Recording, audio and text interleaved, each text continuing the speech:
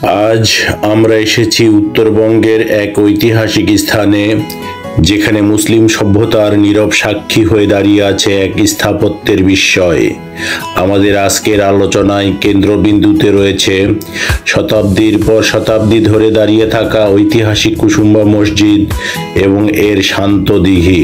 বাংলাদেশের বুকে ছড়িয়ে থাকা অজস্র ইতিহাসের নিদর্শনের মধ্যে এক অনন্য স্থাপনা এবং উত্তরবঙ্গের এক ঐতিহাসিক স্থান কুসুম্বা মসজিদ। মসজিদের পূর্ব দিকে রয়েছে প্রায় ৭৭ বিঘা জমির উপর বিস্তৃত একটি বিশাল দিঘি, যা স্থানীয়ভাবে কুসুম্বা দিঘি নামে পরিচিত। এই দিঘিটি মসজিদ নির্মাণের সমসাময়িক কালেই খনন করা হয়েছিল।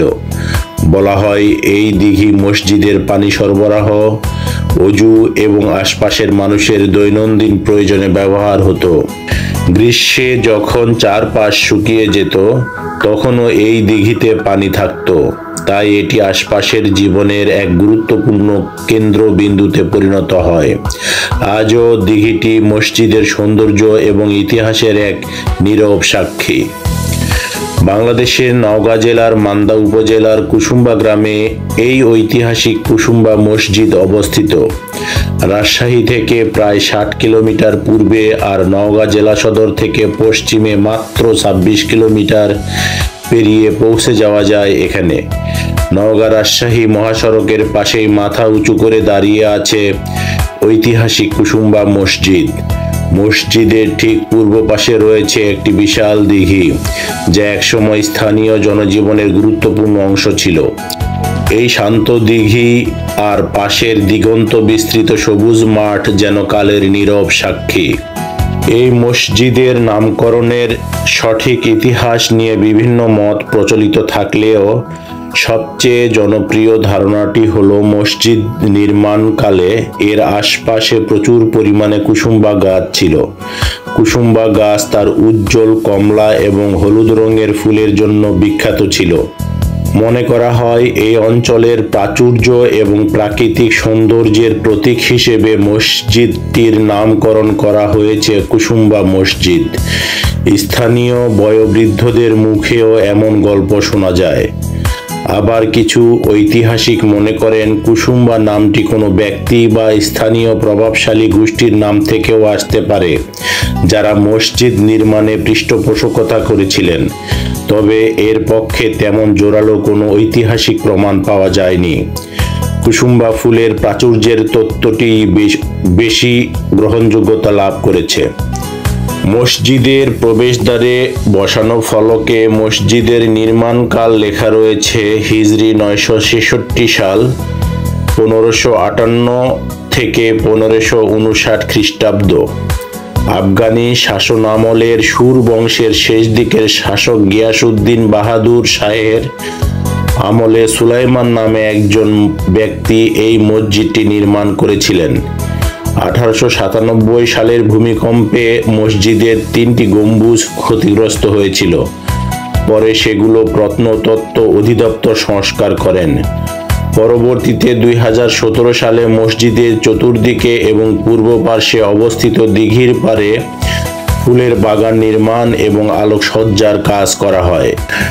বাংলাদেশে সচরাচর দেখা যায় চুন-সুরকির মসজিদ, কিন্তু কুসুম্বা মসজিদ তৈরি হয়েছিল কঠিন কালো পাথর দিয়ে, যা একে অনন্য করে তোলে।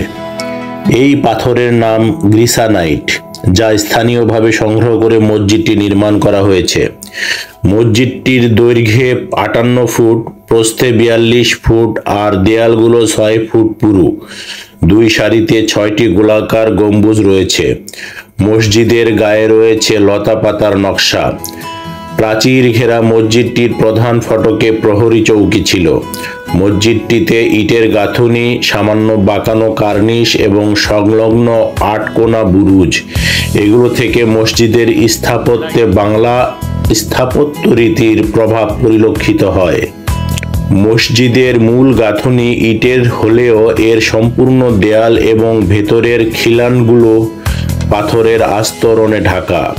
মসজিদের স্তম্ভ, ভিত্তিমঞ্চ, মেঝে এবং দেয়ালের জালি নকশা পর্যন্ত পাথরের।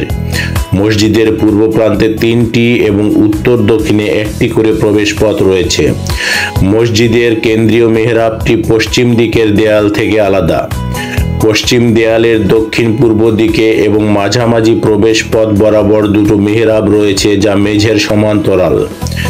উত্তর পশ্চিম কোণে বেতে মেহরাবটি একটু উঁচু বেদির উপর বসানো। মোট মেহরাব রয়েছে 3টি, যার সবগুলো কালো পাথরের তৈরি। মসজিদটির সম্মুখে 25.83 একর আয়তনের একটি বিশাল জলাশয় রয়েছে। মেহরাবের আঙ্গুরগুচ্ছ এবং লতাপাতা নকশা খোদিত রয়েছে। মসজিদের ভিতরে উত্তর পশ্চিম কোণের স্তম্ভের উপর একটি উঁচু আসনও রয়েছে।